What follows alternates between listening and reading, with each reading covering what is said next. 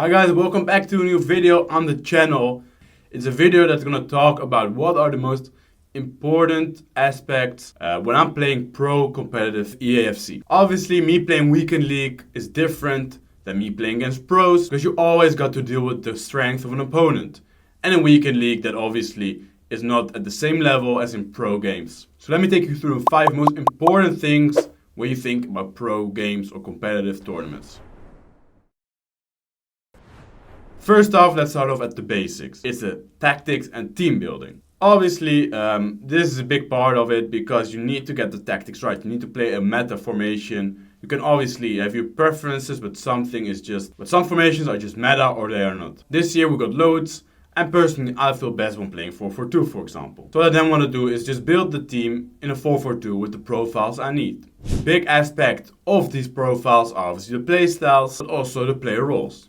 As you can see, my 2 strikers both got finesse plus. I got a center-mid with incisive pass, and I got another center-mid with long ball plus pass. These all help me to win games because I make use of them, and I'm gonna get to that point later in the video. Going into the tactics, obviously it depends on the formation you run, but I like balance on the 4-4-2 for the build-up style. I differ between balance and high for the defensive line. In this case I chose high, but depending on the opponent as well, we switch between that, because when your opponent is doing a lot of chip balls over the top, you might want to go into balance because they are less vulnerable. But when your opponent just endlessly keeps on playing around the box with X passes, you want to go high so that the defensive line pushes up and he has less chance of finding that opening.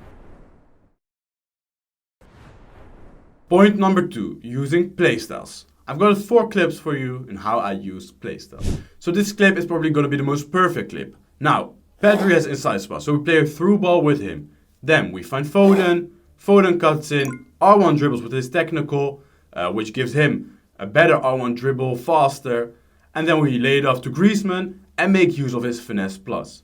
This is very important at pro level, that you take your strengths of each player and use them, because if you don't, you put yourself at a huge disadvantage. But this is not only on pro level, this is on every level. Next clip, we start off with a long ball from Patri, then we dribble again with R1 with Foden. Unfortunately, we make a bad decision with the pass and we lose the ball. Then we press him and win the ball back with Son eventually. Then we turn, realize he's got finesse plus, and again, finesse it, top bins. Very important to always realize what kind of playstyle your player has. In this case again, with Patri, we put a long ball over the top to Barcola, again to the middle, and a finesse to finish it. You can see how easy and accurate everything looks with these playstyles, because that's what they're good at, so use them like that. But don't forget, keepers as well. In this case, Courtois, he has rush out. We just come out with Courtois before he can do anything. And even if he does a ball roll, most of the times, my keeper will still be able to get to that ball roll before he can shoot. So when your player has a playstyle, trust him. Point number 3, triggering runs. This is an essential part of competitive FC because the attacking AI is not as you ideally want, so you need to create the runs yourself. First clip, with L1 pass with Mendy, he goes on a run, we buy some time, then wait for Mendy to get in the right position, play a through ball, so we finish it near post. Next clip, you can see our right back is making a run, but then Son is making I run, then we trigger Barcola immediately, very important. That trigger gives us the entire goal. Because when the ball arrives to Son, we notice that Barcola is down the back post, we trigger him, which makes him run faster than usual, and we can give the cross. This is the most important part of this clip, the Barcola run. Now, from the back, on the minimap, you can see that we sent Fernandi on a run when we got the ball with Patri.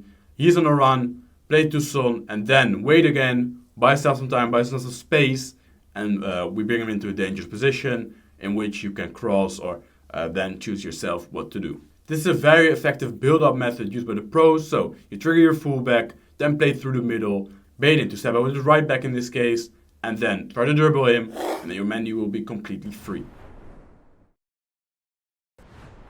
Point number 4 is covering the space and keeping the defensive shape. So we want to avoid giving a huge space, so what you want to do is to keep your team in a good shape. So when you play, for example, 4-4-2, keep it in a 4-4-2. When you play 5-2-1-2, keep it in a 5-2-1-2. Always keep it in the shape of your formation. In these clips, we play 4-4-2, so we want to keep the right and left mid at their place, the strikers run them back, center back's gonna stay in the middle, and the back four would ideally keep playing as a back four. So in the first clip, you can see that we first try to read the passing lanes with our midfielders to the strikers, because that's the most dangerous part. And then always he can take a sideways pass or an opportunistic pass like an triangle over the top. That we don't care about, because we want to close off the most important passes and make it as difficult as possible for him. Because in the end, obviously, your opponent can always produce a moment of magic, but you want to make it difficult for him. Next clip. Always when I play pros, I want to keep the midfielders in the place to be in front of the strikers, because then I delay his attack and I can basically wait for my team to come back and then offside trap, make it compact and force him into the wing and tackle him there. With an overload running back my left mid, for example, closing him in. So what happened in this clip as well is we close the middle, also moving our left and right mid to the middle as well. Eventually finds the pass to the striker, but we don't panic. With our left back, we immediately cover up the middle and then intercept that pass. Again, in the third clip, first off, keep the middle out, and then everything will become easier. So remember, as I said already, I think 10 times now, close the middle and life becomes way easier while defending.